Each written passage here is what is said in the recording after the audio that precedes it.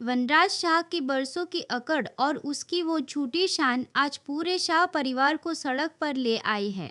जो वनराज हमेशा बड़ी बड़ी बातें करता था, आज उसी के किए गए कांडों का खबा और बापूजी को इस उम्र में भुगतना पड़ रहा है। वनराज ने अपनी बिजनेस डील्स और ऊंचे सपनों के चक्कर में शहर के कुछ ऐसे रसूखदार और खतरनाक लोगों से कर्ज ले लिया था, जिनका पैसा वापस करना अब नामुमकिन सा हो गया है। वनराज तो खुद को बचाने के लिए कहीं छिप गया है, लेकिन पीछे छोड़ गया है अपने बूढ़े माँ बाप को उन गुंडों के सामने।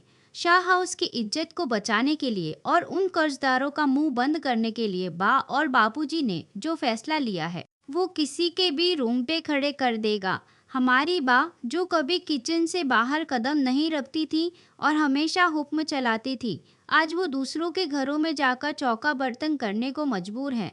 वहीं बापूजी, जिनका मान सम्मान पूरे मोहल्ले में था, वो इस ढलती उम्र में दूसरों के यहाँ छोटी मोटी मजदूरी और साफ सफाई का काम कर रहे हैं। ये मंजर इतना दर्दनाक है कि इसे देखकर किसी का भी कलेजा कांप जाए। बा और बापूजी ये सब अनुपमा से छिपाकर कर रहे हैं, क्योंकि उन्हें पता है कि अगर अनुपमा को इस बात का जरा भी पता चला तो वो अपना गोवा वाला नया करियर, अपनी नई उड़ान और अपनी बरसों की मेहनत से मिली आज़ादी को एक पल में कुर्बान कर देगी। वो नहीं चाहते कि उनकी वजह से उनकी बेटी के सपनों का गला घोटा जाए, लेकिन होने को कुछ और ही मंजूर था। इतनी कड़ी मेहनत और इस मानसिक तनाव ने बापूजी के शरीर को पूरी तरह तोड़ दिया है। चिलचिलाती धूप में काम करते करते अचानक बापूजी को दिल का दौरा पड़ता है और वो वहीं जमीन पर गिर जाते हैं।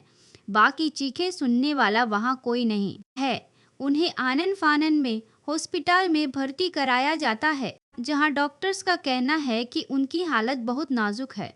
वहाँ हॉस्पिटल के गलियारे में बिल्कुल अकेली बैठी रो रही है। ना उनके पास बिल भरने के पैसे हैं और ना ही घर का कोई और सदस्य साथ देने को तैयार है। टूशू और पाखी तो अपनी ही मतलबी दुनिया में खोए हुए हैं। उन्हें अपने दादा दादी की इस हालत से कोई फर्क ही नहीं पड़ रहा। इधर गोवा में अनुपमा अपनी नई जिंदगी की शुरुआत कर रही थी।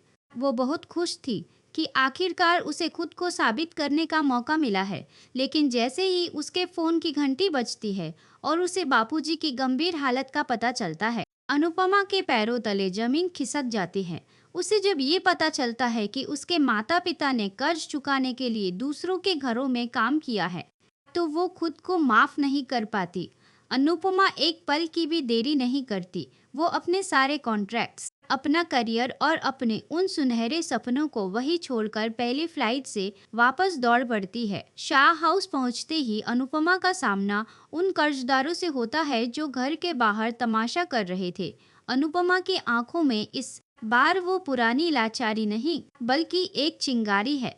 वो फैसला कर लेती है कि वो न सिर्फ बापूजी को मौत के मुंह से बाहर लाएगी, बल्कि वनराज के फैलाए हुए इस रायते को भी साफ करेगी। अनुपमा का वापस आना और अपने सपनों की फिर से कुर्बानी देना दर्शकों के लिए बहुत बड़ा झटका होने वाला है। क्या अनुपमा इस बार वनराज को हमेशा के लिए अपनी जिंदगी से बाहर कर देगी? क्या वो बापूजी को बचा पाएगी?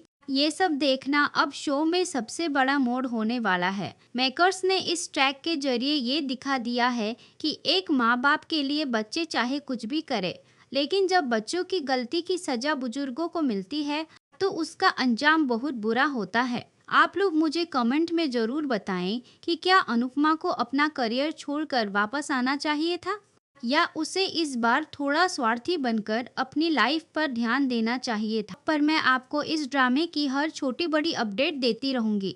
जाते जाते आपको बता दूं कि ये सारी जानकारी सोशल मीडिया पर वायरल हो रही रिपोर्ट्स और लीक्स पर आधारित है। अभी तक मेकर्स ने इस पर अपनी मोहर नहीं लगाई है, लेकिन सेट से आने वाली खबरें इसी तरफ इशारा कर रही हैं।